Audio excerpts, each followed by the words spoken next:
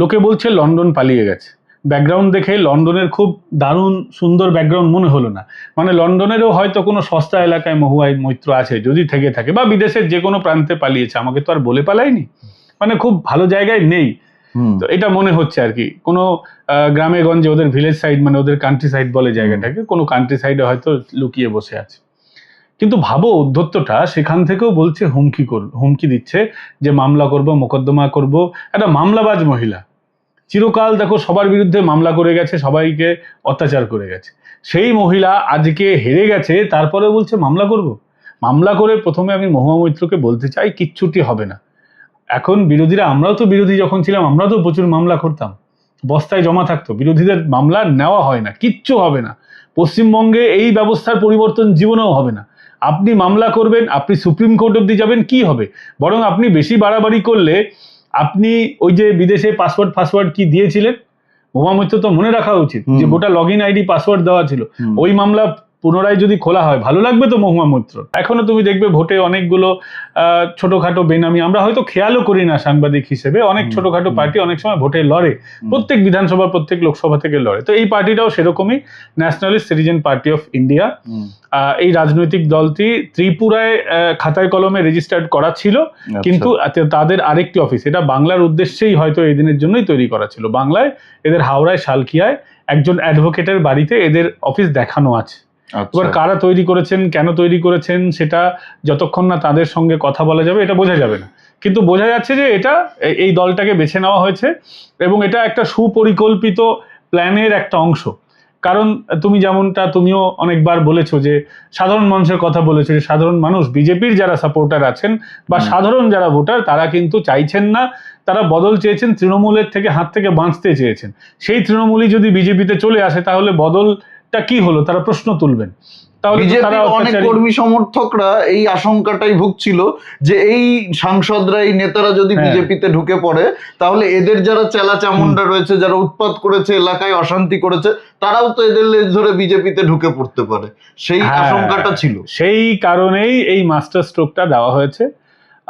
দুটো নাম শোনা যাচ্ছে, যে এই যে গোটা পরিকল্পনাটা হয়েছে, দুটো নাম শোনা যাচ্ছে, যে একজন বিপ্লব দেব আর একজন হিমন্ত বিশ্ব শর্মা। তাদের নাকি ব্রেন কাজ করেছে এই গোটা পরিকল্পনায়, কিন্তু কতটা তারা কি পরিকল্পনা করেছেন না করেছেন সেটা তো সময় আসলে বোঝা যাবে। তো যেটা হচ্ছে মূল, এরা তৃণমূল করতে পারবেন না এবং এরা বিজেপিও করতে পারবেন না, দুটো দলই এরা করবেন না বলে সিদ্ধান্ত নিয়েছেন। আর বিজেপির কর্মীদের যেহেতু আশঙ্কা, ক্ষোভ বিক্ষোভ রয়েছে, তাই তাদেরকেও বিজেপিতে নেওয়া হচ্ছে না। তারা তাদের মতন থাকবেন, তারা তাদের মতো পার্টি অফিস করবেন, তারা এনডিএর অংশ হিসেবে থাকবেন। এবং হতে পারে যে 2029-এর মধ্যে, আমি বিশ্বাস করি না যে এখন যারা 29 জন আছেন সবাইকেই এদের টিকিট দিয়ে দেবে, তাহলে বিজেপি লড়বে কোথা থেকে? 42টার মধ্যে 29টা হলে তাহলে কি বিজেপি 12টা আসনে লড়বে? তা তো হবে না। বিজেপি নিশ্চিতভাবে বেশিরভাগ আসনেই লড়বে, হয়তো একটা দুটো এদের মধ্যে কাউকে কাউকে দিয়ে দিতে পারে, যারা হয়তো ফ্রন্টলাইনার আছেন, কাকলি ঘোষ দস্তিদার বা সুদীপ বন্দ্যোপাধ্যায় বা অন্য কেউ, বা দেব, বা আমি দেবকে তুলনামূলক একটু সভ্যবোধ, তাও মেদিনীপুরে একটা পাবে না, আমি দেব পাবে না, আমি এটুকু গ্যারান্টি সহ বলতে পারি। দু একটা হয়তো এদের দেওয়া হতে পারে। আবার বিজেপির যা ট্র্যাক রেকর্ড আছে, কাউকেই কিছু দিল না, কারণ বিজেপি নিজের পার্টির সাথে কোথাও কম্প্রোমাইজ করে না। বিহারে দেখো নীতিশ কুমারের কাঁধে ভর করে কার্যত এসেছে, আজকে সেই নীতিশ কুমারকে তো ফুটিয়ে দেওয়া হয়েছে সময় বুঝে, অবস্থা বুঝে। তো বিজেপি সবসময় নিজের দলকে প্রাধান্য দেয়, ফলে বিজেপি কর্মীদের আমার মনে হয় আশঙ্কা করার কারণ নেই। হ্যাঁ, নিচুতলার কর্মীরা তাদের ক্ষোভ বিক্ষোভ না জানালে পার্টির সংস্কার হতো না, পার্টির নেতারাও জানতে পারতেন না, সেটাও ভালো হয়েছে। আর এখনো যেটা চলছে তাতে একটা দেখো, মমতা বন্দ্যোপাধ্যায়কে তো কমজোর করে রাখার দরকার আছে। আজকে যদি এরা মমতার দিকে থাকেন, চিৎকার করেন, আজকে দেখো 2021-এ 77টা বিজেপি জিতেছিল, তারপরে 10-15 জনকে ভাঙিয়ে নেওয়া হয়েছিল, 50-55 জন রেগুলার বিধানসভায় আসতেন। তো এই 50-55 জনকে নিয়ে শুভেন্দু অধিকারী মমতা বন্দ্যোপাধ্যায় নাকে দড়ি দিয়ে ঘুরিয়েছিল। একদম, তৃণমূলের তো 80 জন ছিল, এখনো এতগুলো সাংসদ, 29 জন সাংসদ, আর রাজ্যসভাতেও অনেকগুলো সাংসদ আছে। তো রাজ্যসভা, লোকসভা, এই মমতা বন্দ্যোপাধ্যায় যদি তাকে ডিমোরালাইজ না করা হতো, এইভাবে তার দল যদি না ভেঙে যেত, তাহলে মমতা বন্দ্যোপাধ্যায় তো বিজেপিকে নিস্তানাবুদ করে দিতে পারতো। এবার এরা চোর, চিটিংবাজ, ছ্যাচ্চোর, এদের লড়াই করার ক্ষমতা নেই, তাই আজকে এই অবস্থা। সৎভদ্র হলে বা বিজেপির মতো হলে নাকে দড়ি দিয়ে ঘুরিয়ে দিত। তার জন্যই মমতা বন্দ্যোপাধ্যায়কে ভাঙার জন্য আমার মনে হয় এই ডিসিশনটা খুব ভালো হয়েছে। যে তারা তৃণমূলেও থাকবেন না, বিজেপিও করতে হবে না, আলাদা দল বানান, 29 অব্দি খান দান ঘুরে বেড়ান। খুব বেশি দেখো ওদেরও তো যখন গুরুত্বপূর্ণ কোনো বিল হবে আসবে পার্লামেন্টে তখন আবার বাড়ি চলে যাও, বাড়ির সামনে এনসিপিআই এর দল খুলে রাখো। এবার এই দল তো এরা তো ছিন্ন বিচ্ছিন্ন, এদের তো মাথায় তো কোনো ইয়ে নেই, মানে সুদীপ বলছে আমি নেতা, কাকুলি বলছে আমি নেতা, তো লড়াই করে এরা নিজেদের মধ্যে মরুক, বিজেপি ক্ষীর খাবে, এটাই হচ্ছে এখন পলিটিক্যাল প্ল্যানিং। মহুয়া মৈত্রর প্রসঙ্গে একটু আসি।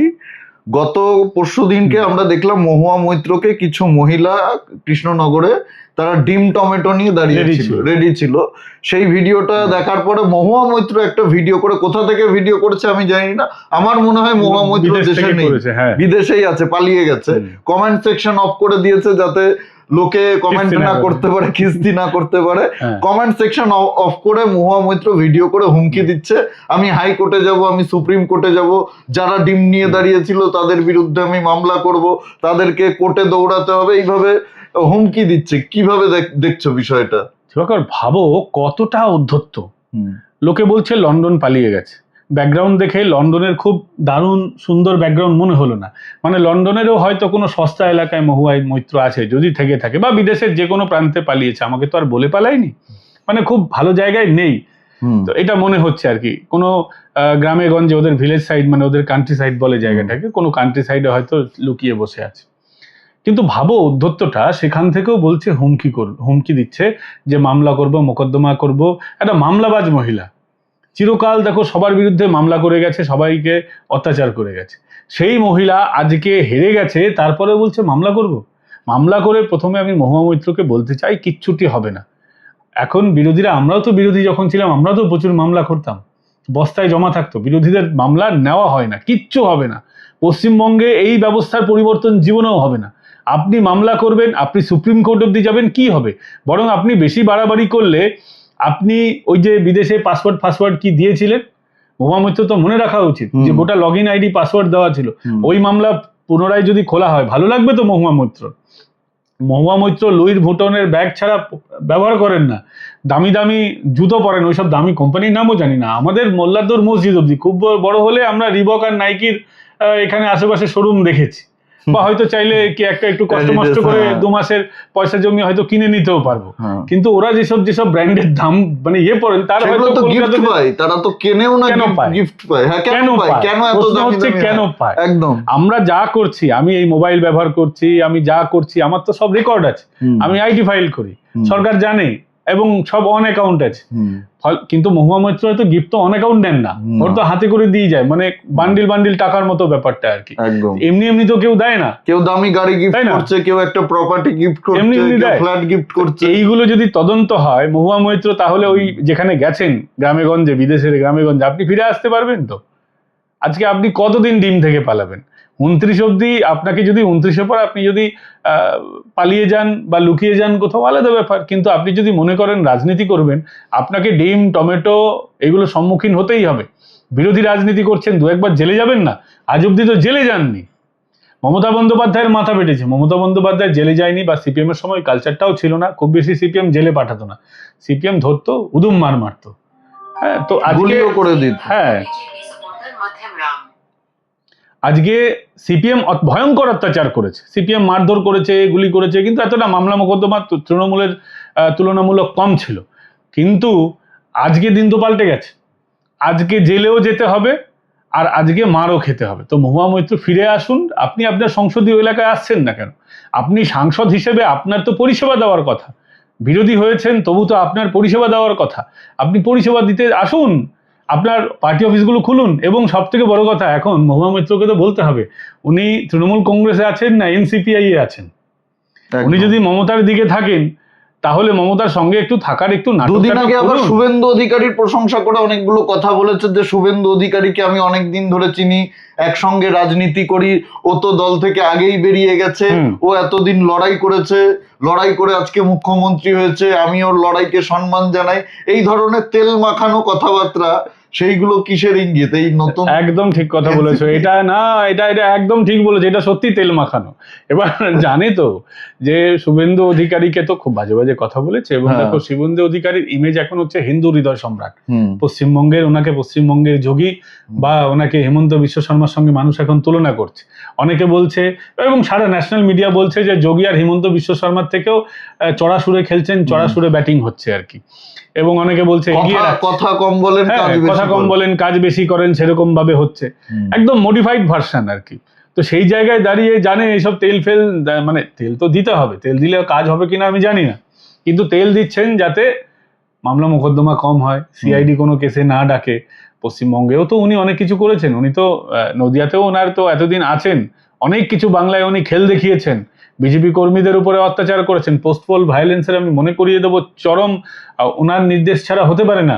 তুমি তো ওই জেলারই ছেলে, মানে তুমি তো ওই জেলায় তুমি থাকো এখনো, হ্যাঁ, তো নদিয়া জেলায় চাপড়া অঞ্চলে উনি কিভাবে মুসলমানদের দিয়ে হিন্দুদের উপর অত্যাচার করিয়েছেন, তো মানুষ তো এসব কিছু ভুলে যাবে না।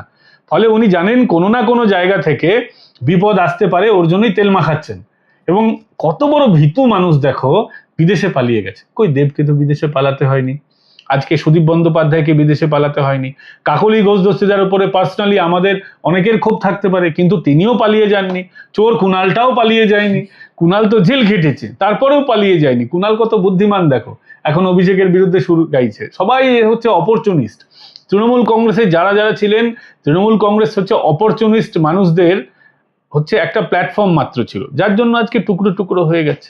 এই তুমি কুণাল ঘোষের কথা বললে, অভিষেক বন্দ্যোপাধ্যায়ের কথা বললে, এতদিন আমরা দেখেছি অভিষেক বন্দ্যোপাধ্যায়কে একেবারে মালিক মনে করা হতো। তৃণমূলের চুনোপুটি নেতা থেকে বড় বড় নেতা, সিনিয়র নেতা, যারা মমতা বন্দ্যোপাধ্যায়ের সঙ্গে থেকে রাজনীতি করেছেন, মমতা বন্দ্যোপাধ্যায়কে মমতা বন্দ্যোপাধ্যায় তৈরি করেছেন, যাদের অবদান রয়েছে, তারাও অভিষেক বন্দ্যোপাধ্যায়কে মালিক, বস মনে করতেন। অফিসের যেরকম বস থাকে সিনিয়র, ঠিক আছে, তিনি শেষ কথা, তিনি যা বলবেন তার উপরে ট্যাটু প্যাপু কিচ্ছু হবে না, সেরকম ভাবে অভিষেক বন্দ্যোপাধ্যায়কে এরা সবাই সেনাপতি, বস, যুবরাজ, ঠিক আছে, চারিদিকে এবি মমতা বন্দ্যোপাধ্যায় আর অভিষেক বন্দ্যোপাধ্যায়ের ছবি দিয়ে নিচে ছোট্ট করে নিজের নাম লিখে গোটা রাজ্য জুড়ে এইসব করা হতো। আজকে এই যে অভিষেক বন্দ্যোপাধ্যায়ের বিরুদ্ধে একের পর এক মুখ খুলছে, একের পর এক কথা বলছে, এতে মমতা বন্দ্যোপাধ্যায় অস্বস্তিতে পড়ে যাওয়ার পরে অভিষেক বন্দ্যোপাধ্যায়কে ছাড়ছে না, অভিষেক বন্দ্যোপাধ্যায়কে মমতা বন্দ্যোপাধ্যায় মাথায় করে রাখছে। দল শেষ হয়ে যাক, রাজনীতি শেষ হয়ে যাক, সব চুলোই যাক, কিন্তু অভিষেক বন্দ্যোপাধ্যায়ের সাথে কোনো কম্প্রোমাইজ হবে না। নারীর টান এত, মানে তবে কি বলতো, মানে আমি অতীতে তো দেখেছি এই নারীর টান কাজ করেনি অনেক ক্ষেত্রে। তুমি দেখো মুলায়ম সিং যাদব নিজের ছেলেকে প্রথমে কিন্তু দলের মাথায় বসাতে চাননি, দীর্ঘদিন এসবের বাইরে রেখেছিলেন।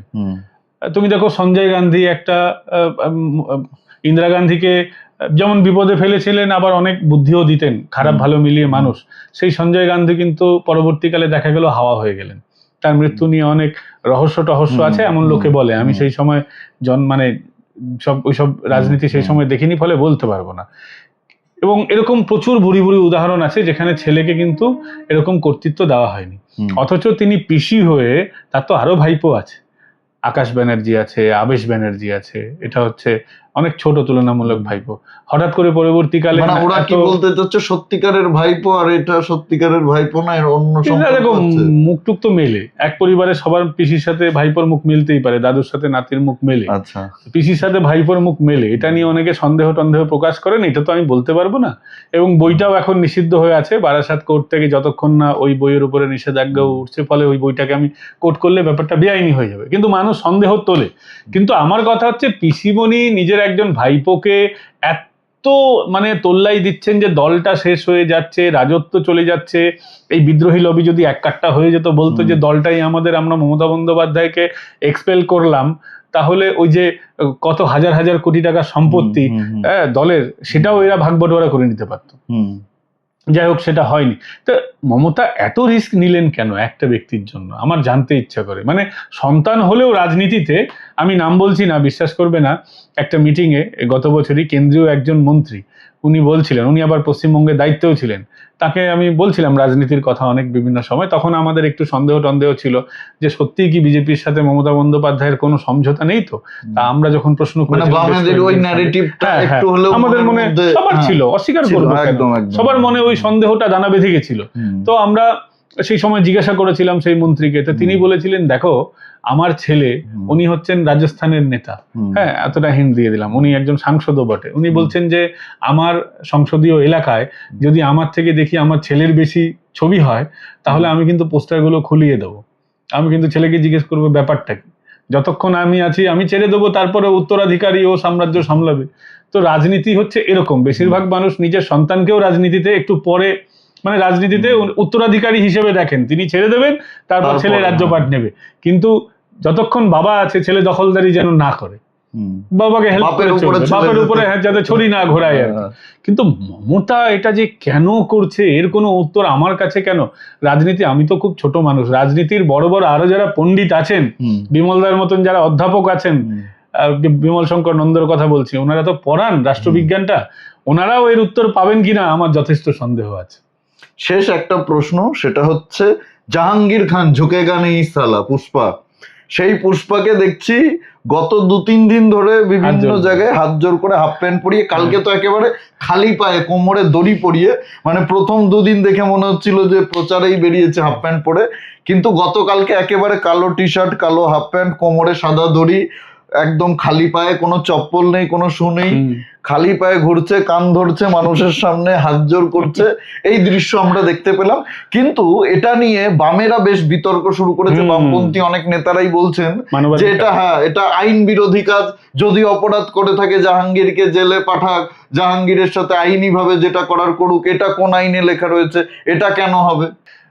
দেখো দিবাকর, বিষয়টা যখন জাহাঙ্গীর খানের উপরে এলো তখনই কিন্তু মানবাধিকার জেগে উঠেছে। বামেদের এটা না একটা খুব বদভ্যাস, একদম মমতা বন্দ্যোপাধ্যায়ের মতন একদম তোষণ করার, মমতার থেকেও চড়া মাপের তোষণ করেন হচ্ছে এই বামেরা।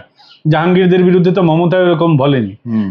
আচ্ছা, যখন বনিকে ঘোরানো হচ্ছিল, বনিকেও তো এইভাবেই ঘোরানো হয়েছে, বনির বেলায় তো বলা হয়নি এরকম অনেক হিন্দু ক্রিমিনাল, হিন্দু টিএমসি, তাদের বেলায় হয়নি। এই মুসলমান টিএমসি কে যখন ঘোরানো হচ্ছে তখন কিন্তু বুকটা ফেটে যাচ্ছে, কারণ এরা গরু খায়, গরু খেলে এদের একটু আবেগটা, ওই বলে না নতুন মুসলমান হলে বেশি গরু খায়, এরা নব্য মুসলিম বামেরা, এর জন্য একটু বেশি গরু খান, একটু বেশি মুসলিম প্রীতি দেখান।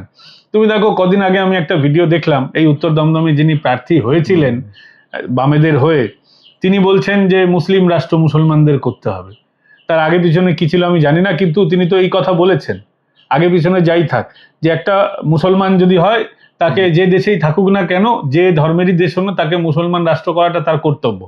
তো এরা ইসলামিক এজেন্ডা তো চালান, ইসলামিক এজেন্ডা চালান বলেই তো এরা গরুর মাংস খেয়েছিলেন বিকাশ রঞ্জন বাবুরা। তো এখন এদের মুসলমানদের প্রতি একটু দরদ উতলে উঠছে, যে এখন এরা মানবাধিকারের কথা বলছেন, এরা আইনের কথা বলছেন। এই জাহাঙ্গীররা যখন হিন্দু মহিলাদের টর্চার করছিল, অত্যাচার করছিল, তাদের ইজ্জত নিয়ে ছিনিমিনি খেলেছে, এখনো ওখানে প্রচুর মানুষ নিখোঁজ হয়ে আছে, যারা মারা গেছে, যাদেরকে কেটে কুচি কুচি করে ভেড়িতে মাছে খাইয়ে দেওয়া হয়েছে, তখন তো তারা কিছু বলেননি। এই সামনে জামাই ষষ্ঠী আসছে, জামাই ষষ্ঠীর সময় তো তোমার মনে থাকবে যে জামাই ষষ্ঠীর সময় প্রত্যেকবার ওখানে গন্ডগোল হতো, ওখানে হিন্দুদের কেটে ভাসিয়ে দিত, বসিরহাটেও গন্ডগোল হতো, এই ভাঙড় দক্ষিণ 24 পরগনার বিস্তীর্ণ অঞ্চলে হয়। শেখ শাহজাহানরাও জামাই ষষ্ঠীতে হিন্দুদের টার্গেট করেছে, আর এখানে ফলতায় জাহাঙ্গীররাও টার্গেট করেছে। তো এই সময় এরা বেছে বেছে হিন্দুদের অনুষ্ঠানে গন্ডগোল করে, তখন তো এরা কিছু বলে না। যখন আমাদের মালদা মুর্শিদাবাদে দাঙ্গা হয়েছে, তখন তো বিকাশ রঞ্জনরা কিছু বলেন না। তাঁদেরই দলের হরগোবিন্দ দাস, চন্দন দাসরা যখন মারা যায়, তোরপে তোরপে মারা যায়, তাদের বাঁচানো যেত কিন্তু পুলিশ বাঁচায়নি, তখন তো মানবাধিকারের, তখন তোমার মনে আছে যে যখন হরগোবিন্দ দাস, চন্দন দাসের কথা ওদের ক্যাপ্টেনকে বলা হলো, তখন বললেন ওরা তো সাধারণ মানুষ, এমন হিন্দু মুসলমান করবেন না, কিন্তু যেই মুসলমান হবে মুসলমানকে করাটা ঠিক না। ইনসাফ সভা পশ্চিমবঙ্গ জুড়ে, ইনসাফ হবে না কেন? আনিস তো মুসলমান, তার জন্য ইনসাফ চাইতে হবে, কিন্তু হিন্দুর জন্য কখনো ন্যায় সভা হয়? হিন্দুর জন্য ন্যায় সভা হবে না, মুসলমানদের জন্য ইনসাফ সভা হবে, ইনসাফ যাত্রা হবে, এগুলো হবে। এই তো এরা দীর্ঘদিন ধরে, তুমি দেখো না, এখনো আমরা দেখলাম এই উত্তর দমদমের এক্স বিধায়ক, তিনি গেলেন বিজেপি অফিসে ছুটে ছুটে, বললেন যে পুরনো বন্ধুদের সাথে দেখা করতে এসেছি। তিনিও তো এরকম হিন্দু বিরোধী কথা বলেছেন, মধ্যমগ্রাম চৌমাথায় দাঁড়িয়ে মা দুর্গাকে অপমান করেছেন, হিন্দু দেবদেবীকে অপমান করেছেন, সবসময়ই করে থাকেন। এখন তাদের মধ্যেও কিছু কিছু লোক দেখছি যে বিজেপি অফিসে এসে ঘুর ঘুর ঘুর ঘুর ঘুর ঘুর ঘুর ঘুর করছেন, আবার বলছেন নেতারা তো মিথ্যা কথা বলেই, নেতারা বলে সৌজন্য, পরে দেখা যায় যে তারা অন্য শিবিরে চলে গেছে। তো এরা এরকম করবে। আমি বলবো বিজেপি নেতা কর্মীদের যে এদের দিকেও আপনারা একটু ওয়াচফুল থাকুন, এরাও যেন দলে না ঢুকতে পারে। এরা প্রত্যেকে হচ্ছে এদের ইসলামিক এজেন্ডা নিয়ে চলে। এরা তৃণমূলের থেকেও এরা হচ্ছে ব্ল্যাক মাম্বা। তৃণমূল যদি ওই কালনাগিনী হয়, তাহলে এরা হচ্ছে ব্ল্যাক মাম্বা, আরো বেশি বিষাক্ত। ফলে এদের জন্য আরো বেশি আমাদের সতর্ক থাকতে হবে। এরা যেন বিজেপি অফিসের পাশে ঘুরঘুর না করে। বিজেপি অফিসের উল্টো দিকে একটা আগে ডিম টোস্টের দোকান ছিল, তাহলে ওখানে ডিমটা সস্তায় পাওয়া যেত। এদেরও যেন ডিম ছোড়া হয়, এদেরও যেন বিজেপিতে কোনোভাবে তোয়াক্কা না করা হয়। এরাও কেউ ধোয়া তুলসী পাতা নয়, এরা ওই গায়ে মাখিয়ে খায়নি, এরাও কিন্তু ভালো রকম ভরপেটি খেয়েছে।